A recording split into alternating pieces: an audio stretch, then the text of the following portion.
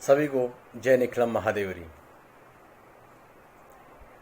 आज मैं आपको सद्गुरुदेव कैसे कृपा करते हैं अपने शिष्यों पर, वो मैं बताना चाहता हूँ। मैं ये नहीं कहता कि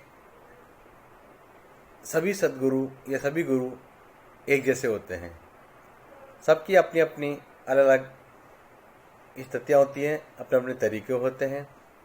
लेकिन ये पदवियाँ जो मिली होती हैं, गुरु, सद्गुरु, परम गुरु, प्रातपर गुरु, पारमेष्टि गुरु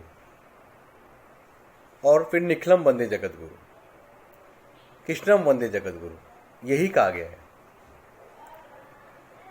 एक बार एक हमारे गुरु भाई थे सन्यासी, उनसे मैंने पूछा कि आप सद्गुरुदेव के यहाँ पे काफ़ी टाइम से रह रहे हैं, तो मुझे भी कुछ बताएं। तब उन्होंने कहा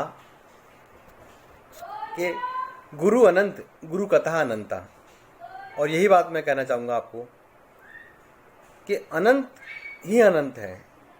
जितना हम सोचेंगे उससे भी कई गहराई में, कहते हैं ना, आध्यात्मिक क्षेत्र में जितनी गहराई में आप जाना चाहेंगे उतनी गहराई में आप नीचे उतरते जाएंगे। वैसे ही ठीक जैसे कुंडलिनी होती है, कुंडलिनी में 7 चक्र बताए गए होते हैं। पहला मूलाधार जो सबका आधार है, उसमें गणपति का निवास है, ये वही आधार होता है। उसके बाद स्वादिष्ठान, फिर मणिपुर, फिर अनाहत, फिर विशुद्ध, फिर आज्ञा, फिर सहस्त्रतार। यही 7 चक्र भूलोक, भूलोक, स्वलोक, महलोक, जनलोक, तपलोक, सत्यमलोक, ये लोक होते हैं।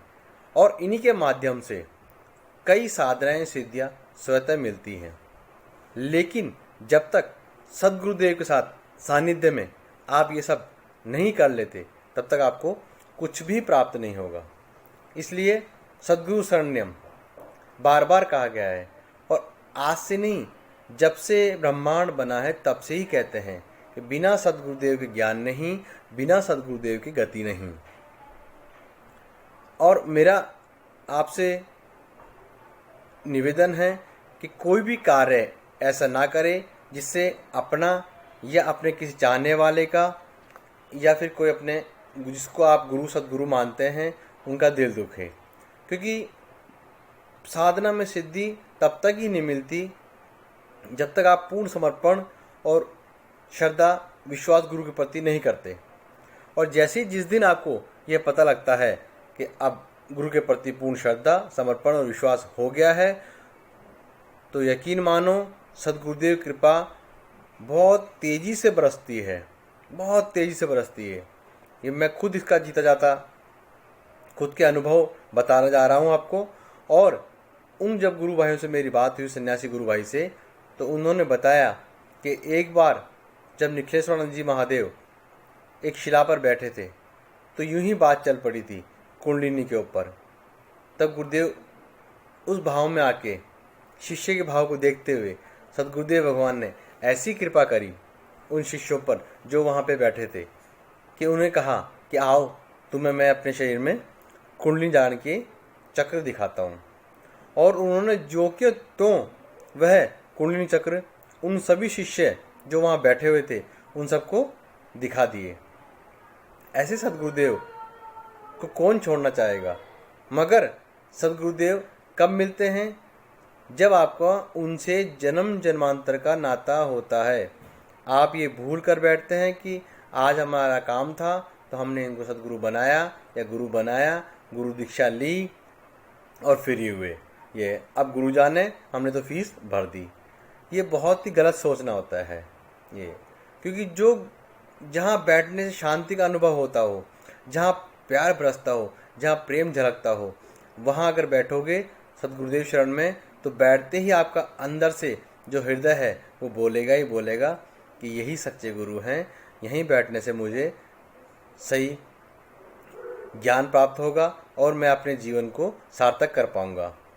और देखिए, एक बार स्वामी निखिलेश्वरानंद महादेव जब सिद्धाश्रम में थे, तब उन्होंने अपने एक शिष्य को कहा कि पगले, गुरु नाम जो है, गुरु दर्शन जो है, वो तो अपने अनंत जो आँखें हैं शरीर के अंदर, उन सभी आँखों से देखने पर ही नज़र आते हैं।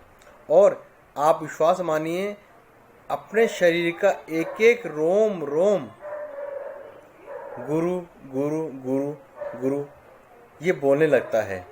ये मैंने भी अनुभव किया है, आप भी कर सकते हैं। आप सबसे पहले यह प्रैक्टिस करें, अभ्यास करें कि अपने मस्तिष्क को शून्य में कैसे लेके आएं। शून्य में कैसे लेके आएंगे आप अपने मस्तिष्क को?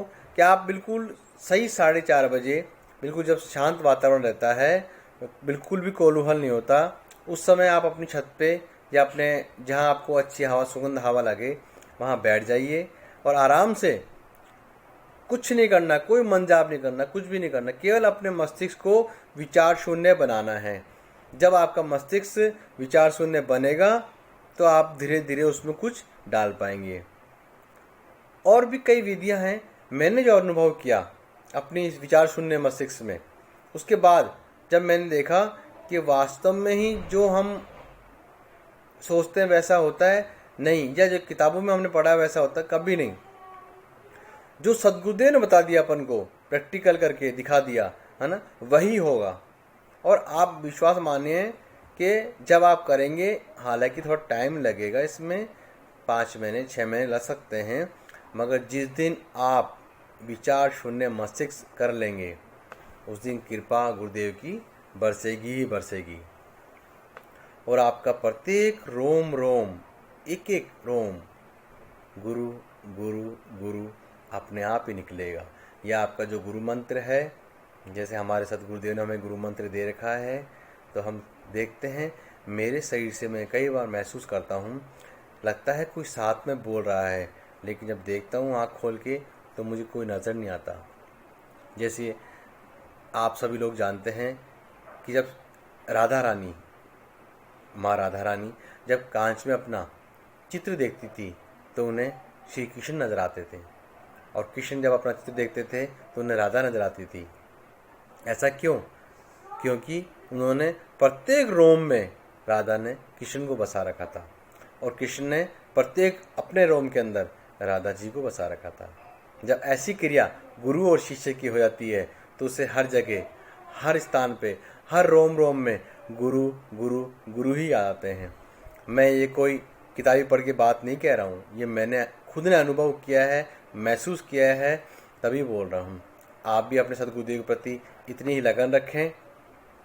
और भी मैं बातें बताऊँगा आपको इसी चैनल के माध्यम से, आप सभी देखते रहें। और मैंने एक पत्रिका है स्वयं शक्ति के नाम से, वह भी मेरी निकलती है, आप चाहें तो वह भी मेंबरशिप भर के बन सकते हैं। और भी मैं ज्ञान की बातें बताऊंगा आपको मेरे सद्गुरुदेव के आशीर्वाद से। बोलो जय निखिलम महादेव की।